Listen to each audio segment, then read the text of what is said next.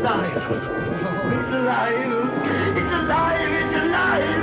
It's alive.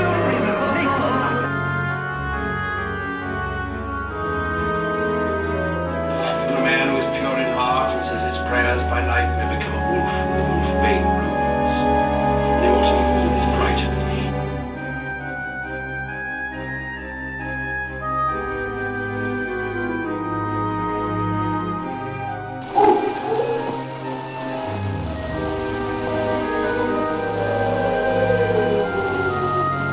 Listen to them, children of the night.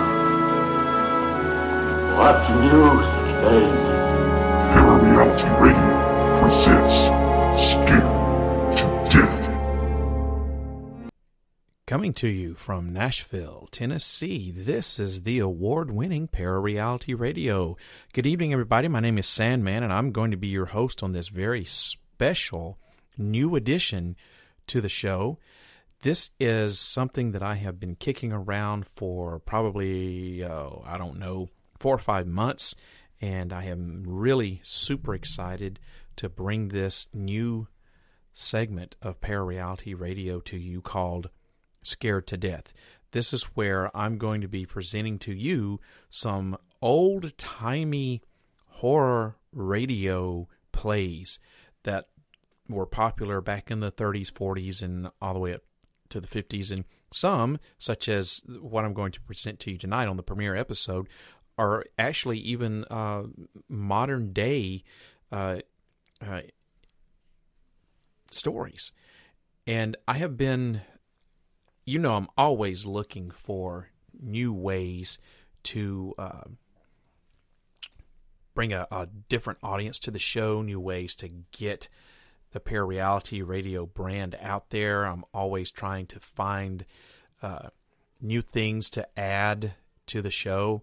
And I've been kicking around this idea for the longest time now, like I said, 4 or 5 months. Unfortunately, the way my personal life is set up, I'm unable to do a regular broadcast more than once a month right now. So trying to get more episodes of the show and gain a wider audience and keep adding to the show and growing it and expanding it and keeping it fresh, I've decided that I'm going to add this special edition of Para-Reality Radio called Scared to Death. I'm going to be adding this to the regular rotation. So the schedule, and the last episode of Para-Reality Radio, I can't remember exactly what I quoted myself. I probably said it wrong, but the schedule is going to go like this. The first Friday of every month, I'm going to have my regular edition of Para-Reality Radio. It's going to be the same format that you have all grown to know and love. Then on the third Friday of every month, I'm going to air Scared to Death, where I play old-timey radio shows. And I had to say that I'm really excited about this. I've spent a lot of time researching some of the old radio plays that were popular during the 30s, 40s, and 50s. And I know that there's several other podcasts and stuff who do this exact same thing or something that's very similar, but I really don't care. This is something that I want to add to the show, and I think it's going to just kind of help build the Para-Reality Radio brand. Boy, can you guys hear that plane flying over the studio? Wow, kind of low and loud. So that's what the plan is. First Friday of every month, the standard, usual Para-Reality Radio show that you all know and love. Third Friday of the month, I'm going to be playing Scared to Death. So this way, every other Friday, you will get a brand new edition of Para-Reality Radio. And I am really, really, like I said, super excited to bring this to you, this new addition to the show. So the premiere episode of Scared to Death is going to be the first in a 4-part series based on the 1970s TV show, Kolchak, the Night Stalker. This was, somewhere 72, 73, 74, something like that. I think it only aired for one season. Maybe it was even 1975. I don't know. It was early to mid-70s. I can remember being a kid and watching it, so it had to have been maybe mid-70s, I guess. It starred the late, great Darren McGavin as reporter Carl Kolchak, who worked for the INS, the Independent News Service in Chicago. And Kolchak always seemed to get the weird and macabre stories, and he dealt with a lot of things like Jack the Ripper reincarnated, and vampires, werewolves, witches, you name it. And it was a great show. I wish it would have only been, or I wish it wouldn't have only been one season. They even, back in the 2000s, tried to revive it, and it only lasted, I think, like 6 episodes or something like that. It really wasn't all that great on the attempt to revive the show. The first one, it was phenomenal. I really liked it. I own all episodes, even the made-for-TV movie I own. So when I was looking for old radio shows to play on Scared to Death, I actually ran across this, and this is a 4-part series of The Night Stalker that's very, very well done. It's modern. I can't remember exactly when it was recorded. It was meant to be an ongoing series, but unfortunately, I don't know what happened. They only were able to do 4 episodes, and I just so happened to get my hands on all 4 of those episodes. So for the next 4 months, you're going to be listening to the adventures of one of my favorite TV reporters, Carl Kolchak. So without further ado, I present to you the premiere episode of Scared to Death, Kolchak the Night Stalker, episode 1. And I'll be back next month with episode 2. Enjoy, everybody.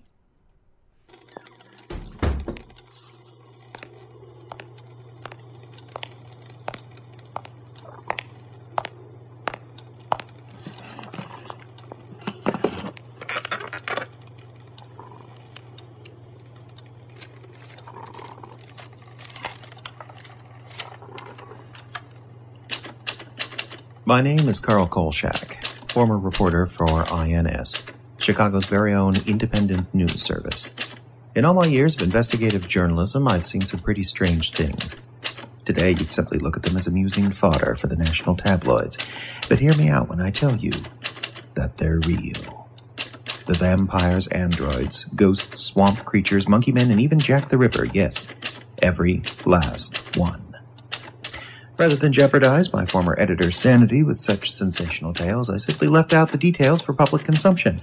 Oh, I kept the real transcripts, conveniently tucked away from the curious eye in a file under the innocuous name All Saints Archive. But now, happily retired, I believe I can finally release the full accounts, as I actually experienced them. Prepare yourself now for one of many cases from the All Saints Archive, or as I call them, the Night Stalker Incidents. This night's tale, Playground for Evil, Episode 1.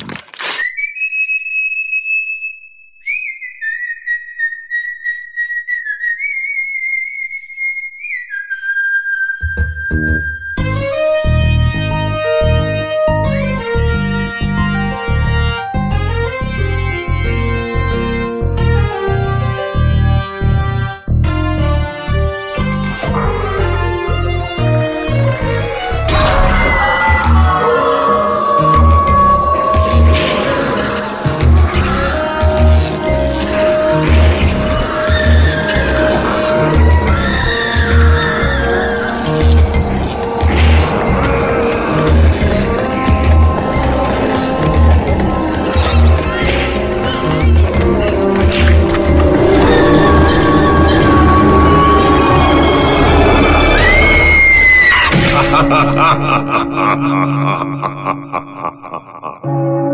Sea Audio presents Kolchak, the Night Stalker.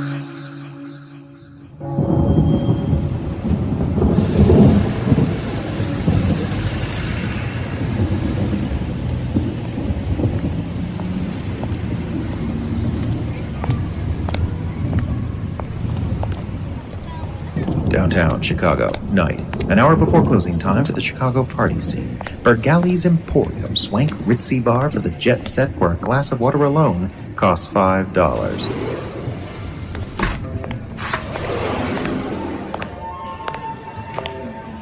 The playground for the offspring of the rich, powerful, political, and famous of Chicago. And tonight, a playground for evil. Rita, darling, would you stay? The party is just getting started. Petrie has eyes for you both. Petrie can go take a flying. Oh, what's the use? Monique and I have to go. Right, Monique? But Rita, Petrie is so... We're going now. Fine. I'm going. Here, I have your purse and already paid your tab. Stop pushing. Monique. It's like when we were kids at Winneck Elementary. Always gotta do what Rita wants. Monique, grow up. Bye, Annette. Kisses to the family. Ta-ta. Bartender, another Wolfie Hall banger. Oops, did I say bang her? If her tatas hung out any farther from the red scrap of cloth she calls a dress, she'd make a slimy fortune pole dancing at truck stops. Oh, come on, Monique. Petrie is a bore. Ugh, fine. Oh my God, it's so cold. It's October. Ugh, Rita, you have to admit, Petrie is cute. In an old-fashioned European kind of way. If you liked hairy-palmed Romanians. Yeah, but did you see his tushy? If you brought him home to your father, he'd have a coronary and you'd be stuck running INS, while your father makes you work as an intern at his newspaper. Taxi! Well, it's like he always says, one day, I'll turn this paper over to you, kitten. You need to know the nuts and bolts of your heritage. What a heritage. But your family does live well, though how you put up with that reporter, what's his name, Carl? Where's a taxi when you need it? Taxi! Oh, for the love of... Oh, my God. Nick Marblestein. Oh, Petrie. You and your friend, Miss Rollingston, left so soon. Taxis are hard to come by this late. Might I offer you both a lift? My chauffeur is around the corner. Oh yes, Mr. Ivan. Please, call me Prince Petrie, or just Petrie, if you like. Great, just great, Monique. It's raining. It is starting to rain. Thank you, Prince. Join me. Petrie, but no, not tonight, not ever. Look, a cab. Come on, Monique. Sorry, Petrie, but you and your hairy Romanian palms will have to find someone else to grope this evening. Driver, 44151 Lakeshore Drive, now. Yes, ma'am. I'm sorry, Petrie, but Rita's my friend, and I have to work, and I'll see you around, okay? But of course, you will see me around. In. Oof. Come on, get in. Why are you such... Driver, step on it. Got it. But Rita, you're so cute.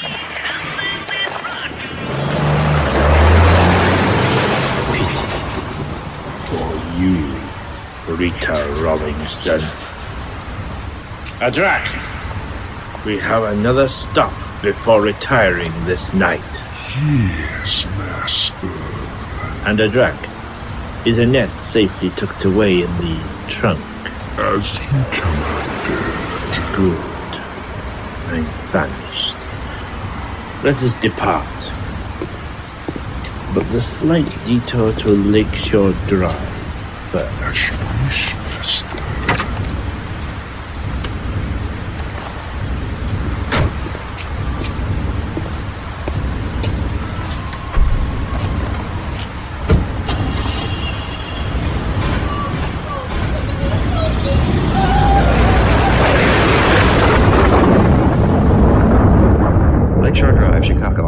22nd, 1973. A clear day, but the cold was starting to blow in from Lake Michigan, though it would grow no colder for Rita Rollingston, age 24, socialite, model, and now transplant donor for Gordy the Ghoul, mortician and bookie dealing in betting on corpse statistics at the morgue.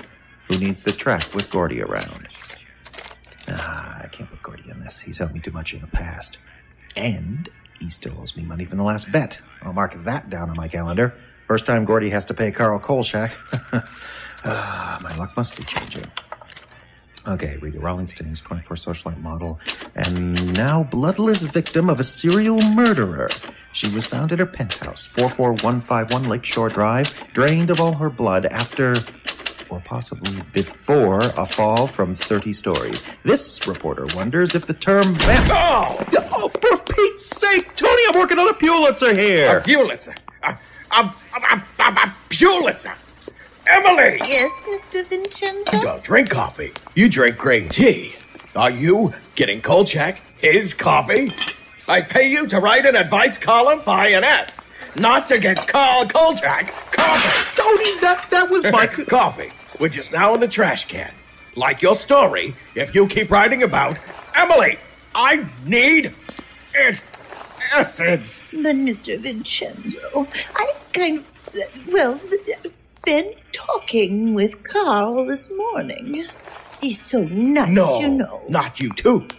Carl, what did you do to Emily? Tony, I take affront at your vile accusation. You can't even spell affront, Carl. Well, Emily? I just seem to think that Carl's story does seem to point to the possibility of a creature of the night. It's a conspiracy. Look at me. Miss Emily. Cowles. Pay attention here. Antacids. Emily. Antacids. Now. Yes, sir, Mr. Vincenzo. Emily, here's $5. Thanks for trying. You said 10. Can I until Saturday? You can take my granddaughter on a date. Here, 10. Swindled by a co-worker. Bertha Ray will be so displeased. Are you two through? Miss Cowles. My ulcer. Antacids.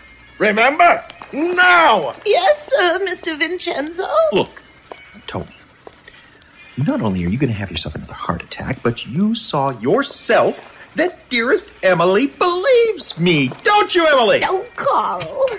I asked for a column on a murder. And what do I hear when I come into the INS bullpen? Boris Karloff. I think you mean Bela Lugosi. Count Drew... Don't say Karloff it. was the Frankenstein's monster. I don't care. Look, Tony, I never said... Because I cut you off halfway through the word. Tony. What else could have drained poor Rita Rollingston of all her white and red blood cells? Say it. Other than a genuine blood-sucking vampire. Don't say the V word. Ever. Not around me. Not in the office. Don't think it. Don't write it.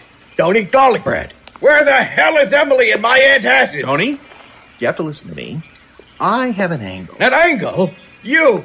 Carl, it's you. Me? Yes, you. It's you, Carl. And your dirty straw hat. And your white rumpled suit. It's you. You give me heartburn. You're trying to kill me. Me?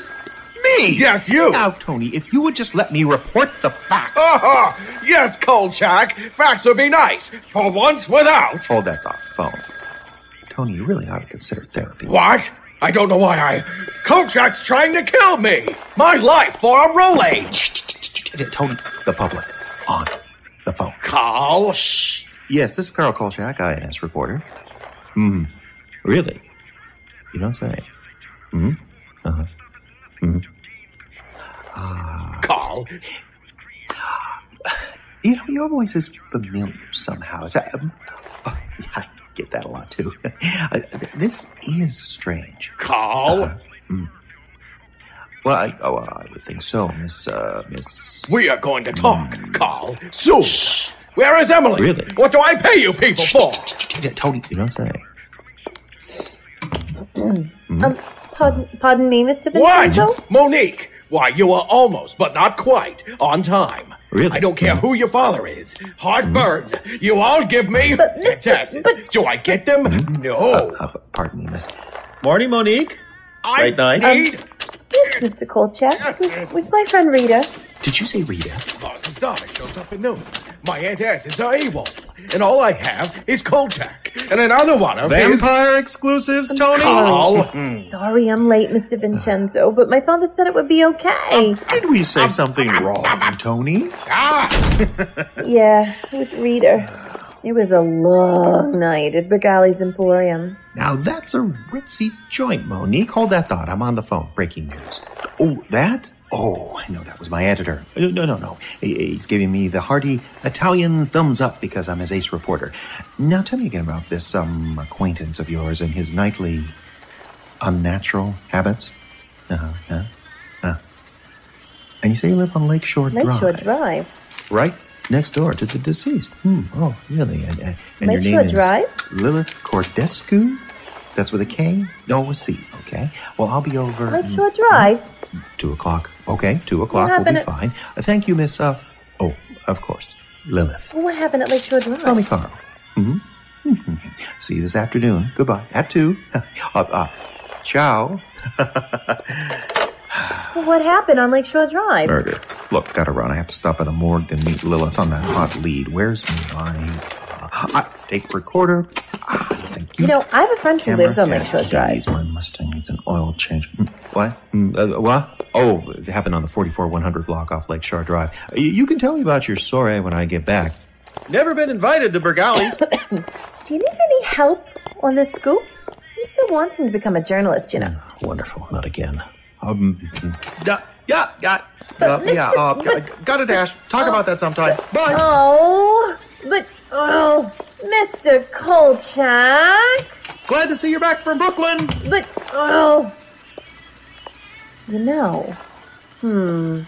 Rita lives at 44151 Lakeshore Drive. I need to give her a call. Where is Kolchak? Monique, find Carl. No, forget that. Find Emily and my AWOL antacids. Now! Oh, yes, sir, Mr. Vincenzo. Interns.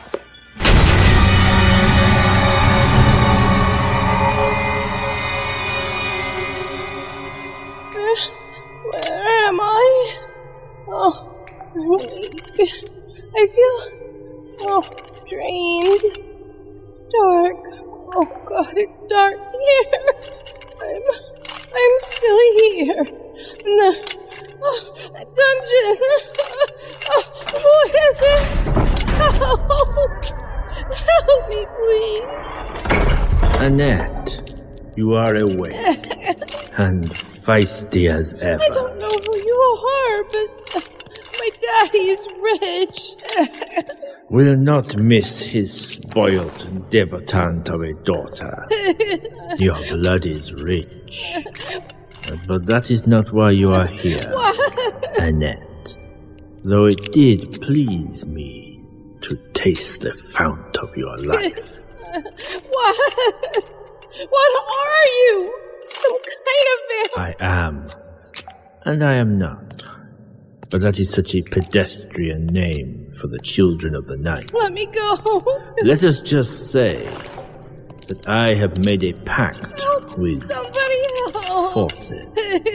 And those, let me go. How shall I say this delicately, require payment for their services to me in flesh. Let me go. Stay away. Help. Somebody help. I could pay them with my flesh. Let me go. Or yours. What? I choose the latter. Stay away. Help somebody. Help somebody. Andrek, the serrated cutlery will do. What? Somebody help. Oh, let me go. Let me go. Let me go. Stay back. I do so enjoy your spirit, Annette. But even feisty things must come to their ultimate end. N'est-ce pas? What are you going to do? You're totally messed. Thank you, Andrek. You don't know, Annette? No. I am so sorry. In exchange for immeasurable power over certain of my Nosferatu kin, What are you going to do? I am going to flay you. No. Stay back. And sacrifice your skin to the Lord of Ghouls.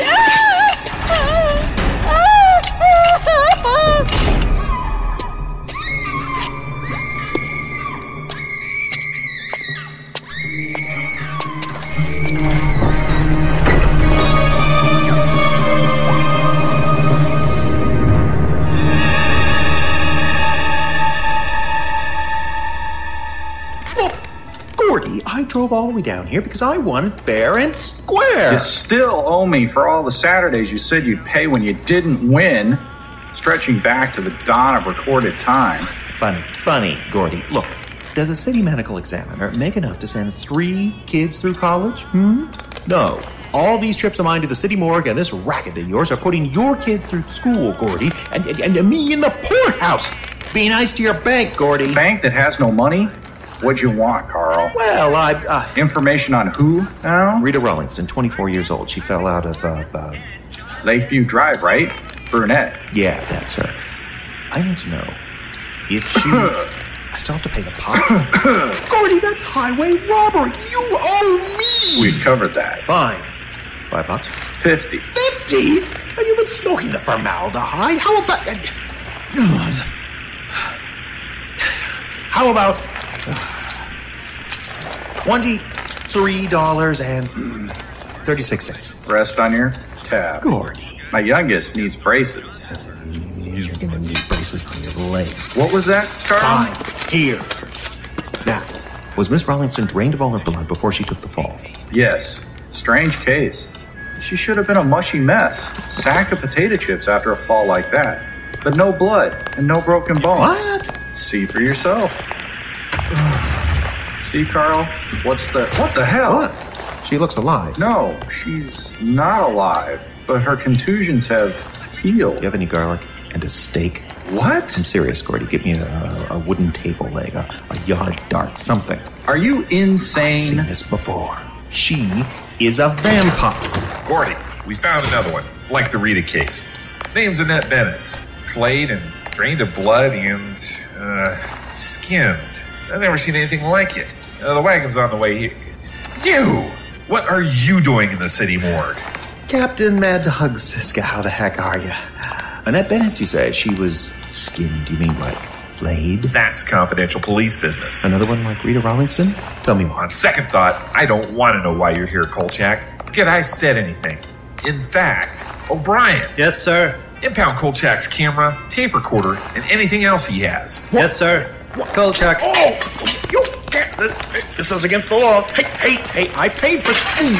Though I sincerely doubt it. My arm. There may be evidence on there of a crime, or at the very least, yet more evidence of your stupidity, which should be a crime. Get him out of here, O'Brien. Move it, Kolchak. Oh, I am filing a formal protest. Let go. I'll let you keep that god-awful hat, Kolchak. My arm. Don't make me have to arrest you for violating the good taste of Chicago. And notice how non-stressed I am. The anger management classes have done wonders. Why, in the old days, I would have just bashed you over the head with my nightstick. I miss those days. Get him out of here, O'Brien. Move it, Kolchak. Hey, my suit, O'Brien. Captain, you're gonna need a wooden stakes for Rita Rollingston. Kolchak. What the hell was he talking about? Wooden stakes? You don't want to know. I need to call my therapist.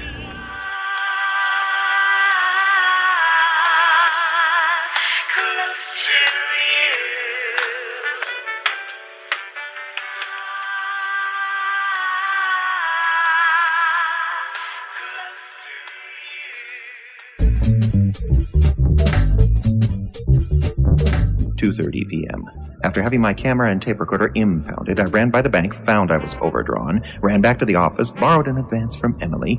Tony was locked in his office eating antacid-like gumdrops. Note to self, now I have a date with Emily's granddaughter, Bertha Ray. Saturday night. Great. Anyway, went to Sears and replaced said impounded camera and tape recorder, and I was running late for my appointment with Lilith. Though I did get some valuable information from Mad Dog Siska of the Chicago PD, a second murder, a second drained body, and soon-to-be vampire in the city morgue that I was going to have to do something about. What a day. Great, stoplight. Something keeps... Rita. The name Rita keeps popping into my head. Beyond the obvious choice of dead socialite model, but for the life of me, I can't remember why or who said her name. And how does the mysterious Lilith fit into all this? Damn light Stewart. Come on, green! Finally! Hope Lilith is still home.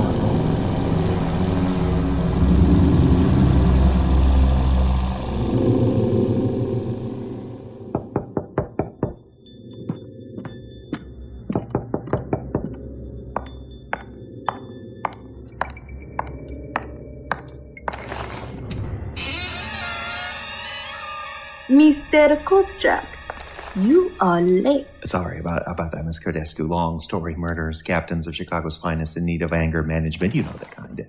Been a long day. May I come? Please do. Thanks. Wow. Big place. It echoes, and it's real dark. Dark as the pits, some might say. Yeah. You said you had some information, Lilith. I can't see my hand in front of my face here. Face? Yeah, you're right next to me. And the fire started all on its own. Nice trick. Look, Lilith. Seat, Mr. Kolchak. Carl. Yeah. Nice Gothic decor. Thank you. Do you like my dress? Huh? What? Oh my. Well, you are gorgeous. Sorry, I don't know what's gotten into me. Thank you. Drink? Yes. No. I don't know. Look, why am I here, Lilith? What do you know about the bloodless murders? A great deal. Have a drink, and we will talk. Here. Thank you, I think. Petri Ivan. You know of him? Yes, owner of a large steel foundry in, I think, some kind of royalty, Romanian. A prince, maybe. A vampire. He's the one that's... Yes, but there is more. He has forsaken his birthright and joined an unholy necromantic circle of vampiri outcasts. They have forsaken the Elder Order and pledged allegiance to the ghouls. The ghouls? You're serious? Serious as the crypts. And this means... He's been granted dark powers. Ominous dark powers to seek revenge on the Elder Vampiri Order. The power of the ghouls. This is bad, right? Yes. The atrocities and sacrifices to the dark gods from across the well of beyond will only intensify, Mr. Kolchak. It is bad indeed. But how do I know you are telling the truth? You saw Rita Rollinston at the city morgue, did you not? Yes, but... Then you already suspect.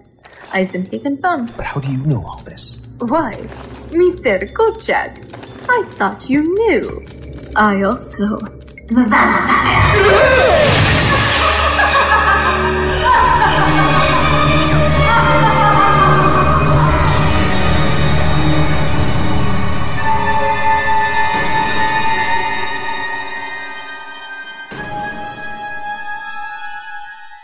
And now, I'll leave you. I hope you haven't taken my stories too seriously.